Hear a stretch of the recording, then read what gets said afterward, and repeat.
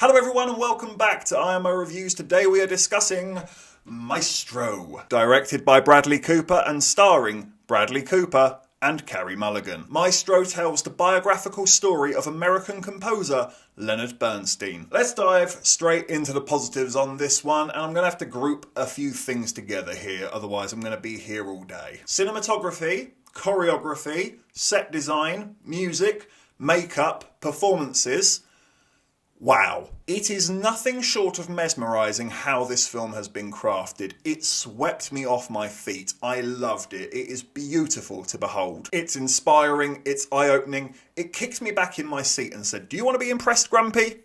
Check this out." And they were right, because I'm floored. It's stunning, and I'm both inspired and reinvigorated to know that good, carefully, painstakingly crafted cinema is still out there and still has its audience. I learnt a lot from Maestro. I know a bit about Leonard Bernstein, but I don't know the guy inside out. But Maestro let me in through the front door and it told me all about him, his lifestyle, his behaviours and mannerisms, his relationships, the era he experienced both in music and in society. And I cannot praise the performances enough in this film. Bradley Cooper and Carey Mulligan, not only are they superb in their own right with their own individual performances, but together it was phenomenal. I really bought into them, and dare I say, I bloody well liked them too. I was all in, baby. Carey Mulligan knocked it out the park here. She's a wonderful counterweight to Cooper's performance. She rightfully steals scenes without stealing the whole show. She's a very fair acting partner. I thought she was perfect in this role. It's damn near flawless, and if you're asking me, I'd absolutely nominate her for Best Actress or Best Supporting Actress. There's Megan Fox in Expendables, and then there's Carey Mulligan in Maestro. There's levels to this shit. But the man of the hour really is Bradley Cooper, and I owe the man an apology because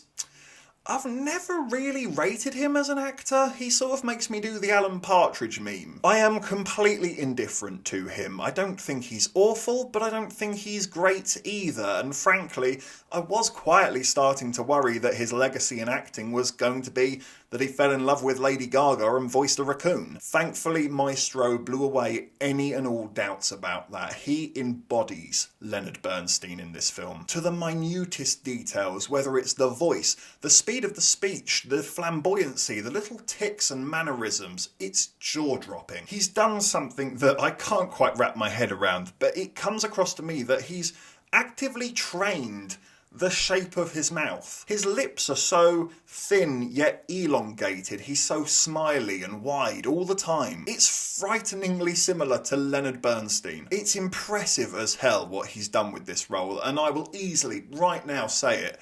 It's his best performance yet. And just like I did with Carey Mulligan, not only would I nominate Bradley Cooper for Best Actor, but I'm going to give it to him. He is, for me, my favourite male performance in 2023 so far. Can you believe it? The grumpy git has actually been stunned into silence. Mark your calendars, people. But,